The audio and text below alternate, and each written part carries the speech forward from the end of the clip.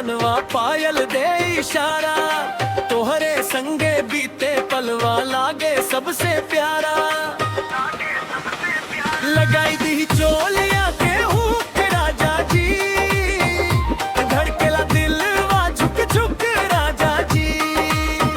लगाई दी चोलिया के हुक राजा जी, नजरिया मार सो झुक झुक राजा जी।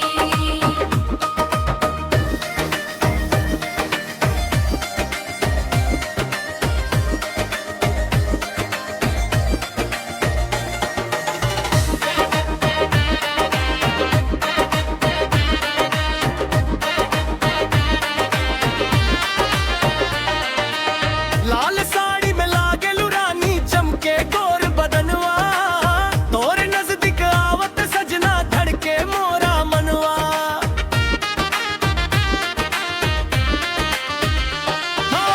लाल साड़ी में लागे लुरानी चमके गोर बदनवा, तोर नजदीक आवत सजना धड़के मोरा मनवा। तकिया पे सिर धर के सजनी सपना नया सजाई, तोहरे संग बितल जवन रतिया ओही में खुशी समाई। लगाई दी चोली